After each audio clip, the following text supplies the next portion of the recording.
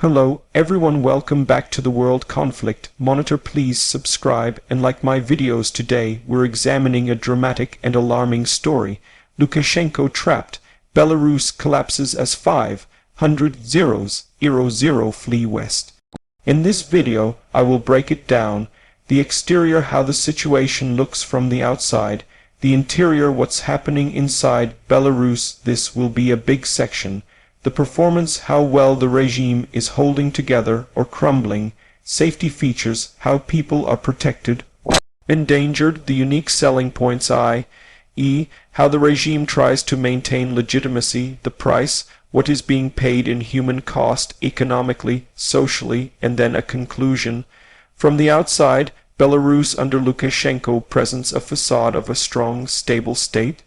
The regime claims continuity, order, and resistance to external pressure. Official media show parades, state events, speeches about sovereignty, and assertions of internal unity, but behind that veneer there is deep stress. Internationally, Belarus is isolated by sanctions, by criticism, and by strained ties with the West.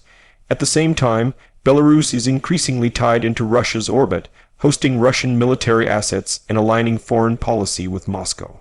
The external pressures, economic sanctions, diplomatic pressure, migration crises, are mounting.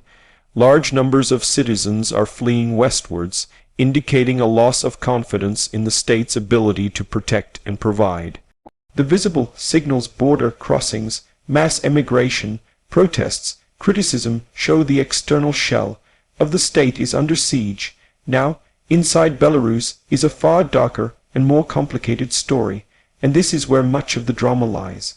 Within the country, cracks are widening. The regime's security services are deeply entrenched, and Lukashenko has ruled through control, repression, surveillance, silencing of opposition, manipulation of institutions, and co-optation of elites. But opposition, dissent, and disillusionment have not vanished. They are suppressed, driven underground, or forced into exile. Inside Belarus, many ordinary people face fear, economic hardship, censorship, and limited freedoms. The media is tightly controlled, independent outlets are shut, journalists persecuted, dissenters face arrest, intimidation, disappearance, or exile. The regime manipulates the legislature, the courts, and institutions to reinforce its dominance. Civil society is fragmented or forced into exile. One of the key internal dynamics is the mass emigration. An estimated 500,000 Belarusians have fled to the West or to neighboring countries since the disputed 2020 election.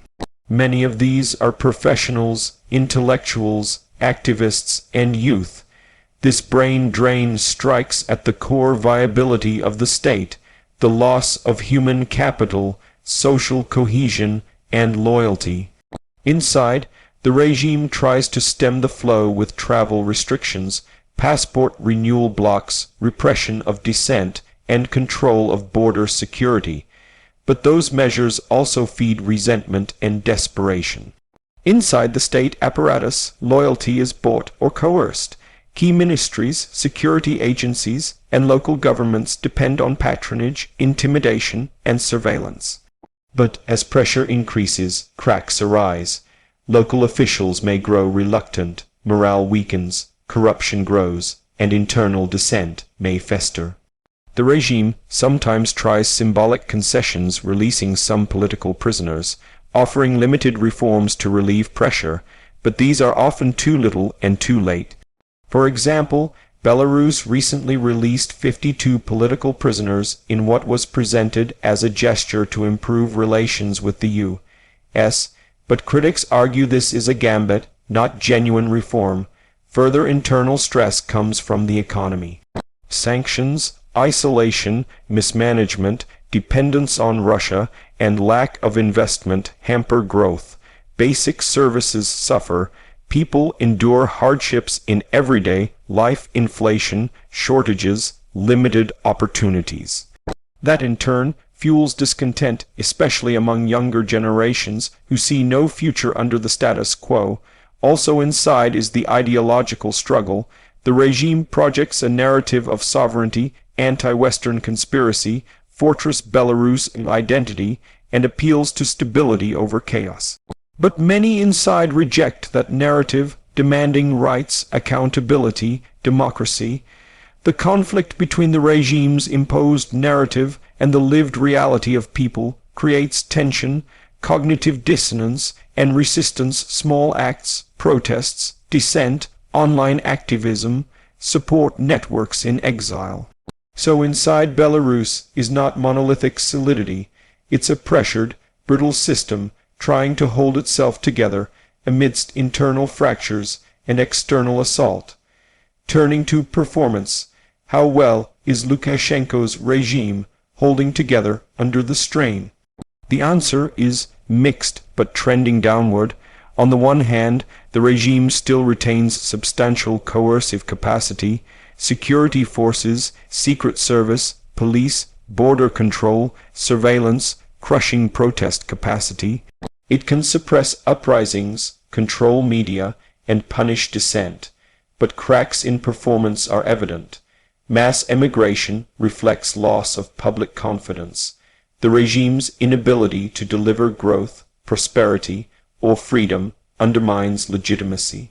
Some analysts suggest Lukashenko is trapped, not able to reform without losing control, and unable to maintain control without reform. The regime's balancing act between Russia and the West is failing. Closer alignment with Russia undermines sovereignty. Further distance from Russia intensifies isolation. Moreover, the very title Belarus Collapses signals how fragile the state appears. Performance in critical areas, economy, institutional legitimacy, security, social coherence, is deteriorating. The regime tries to patch things, amnesty gestures, limited crackdowns, managed appearances, but the underlying systemic stress is deep. Thus performance is faltering, strong in coercion, weak in legitimacy, vulnerable in sustainability.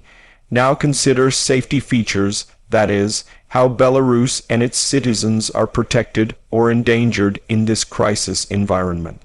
The regime attempts its own safety architecture, heavy security apparatus, surveillance, control of information and borders.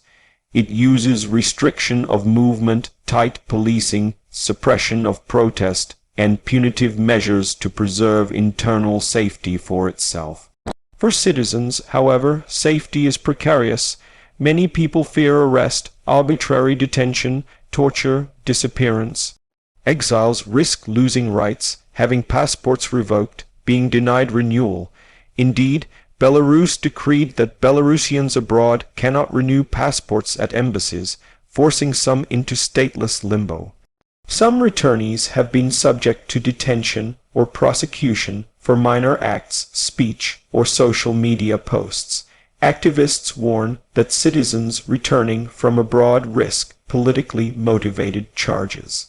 Also, the exiled citizens live with uncertainty, immigration status, rights in host countries, risk of deportation, lack of legal protection.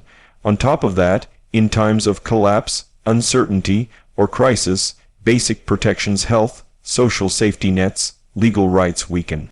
The regime may use the security apparatus to control unrest, but it cannot fully shield society from the risks of economic decline, social chaos, immigration pressure, or geopolitical conflict. So the safety features are mostly regime-centric, not citizen-centric. The people live under chronic insecurity. What are the unique selling points, USP, that Lukashenko's regime still markets internally and externally?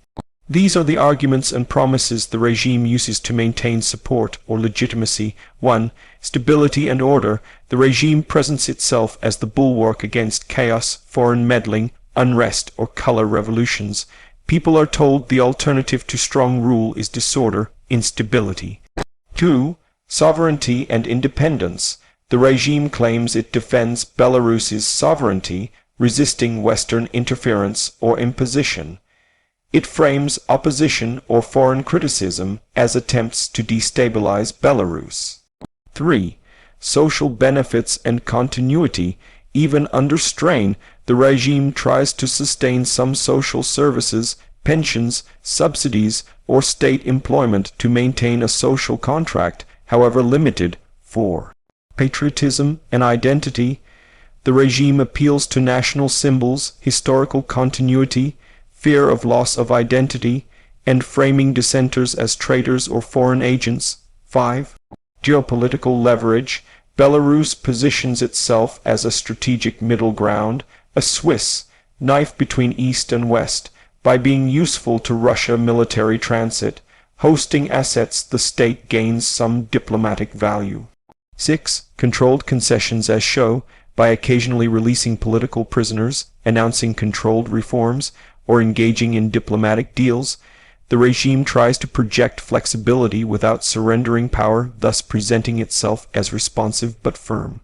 These USP are weakening, though when reality diverges too sharply from the promises, people's trust erodes. Now, the price of all this, what is being paid in human, economic, social, and political cost. On the human front, the price is massive. Hundreds of thousands flee their homeland, leaving families, communities, livelihoods. Many exiles face hardship, statelessness, legal limbo, identity challenges. Those who stay risk repression, imprisonment, loss of liberty, fear, psychological trauma. Opposition leaders are jailed, exiled, or disappeared. Families are divided. Diaspora communities bear burden. The social fabric phrase. Economically, Belarus suffers from capital flight, brain drain, reduced productivity, sanctions, lack of investment, dependency on Russia for subsidies, energy, trade. The state budget is strained, public services falter. Infrastructure suffers, innovation stalls. The state becomes dependent on external support and vulnerable to coercion. Politically, legitimacy is degraded. The regime's moral authority collapses. Opposition gains moral high ground. International isolation deepens. The state becomes hostage to internal control rather than public consent. Autocratic rigidity reduces flexibility to adapt. The state's sovereignty is compromised through dependence on Russia. Essentially, the regime pays the price of its survival through deterioration of state capacity and public legitimacy. Culturally and socially, the price is loss of free discourse, suppression of dissent, self-censorship, fear, intellectual stagnation, alienation of youth and professionals. Belarus risks becoming a shell of itself, strong in coercion, weak in spirit. In conclusion, the situation in Belarus under Lukashenko is in a precarious phase. The exterior facade of strength hides a state under extreme strain. Inside, the regime faces deep fractures, mass emigration, loss of legitimacy, internal dissent, economic decay. While performance in coercion remains, performance in statecraft, legitimacy, and resilience is faltering. Safety for citizens has degraded to insecurity. The regime's selling points of stability, sovereignty, and control are eroding. The price is enormous, human, economic, social, political. If 500,000 have fled, that is not just a migration number, it is a statement. Citizens no longer trust the state. Belarus might not yet fully collapse, but it is in deep structural crisis. Lukashenko may be trapped between the necessity of brutal control and the impossibility of sustainable legitimacy. As watchers of geopolitics, we must ask, how long can he hold? Will internal fracture or external pressure push Belarus into open crisis? What role will Russia play as scaffold or captor, and what chances does the Belarusian people have to rebuild a more just, free, sovereign future? Thank you for watching. Don't forget like, subscribe, and hit notification so we can keep tracking these crises together.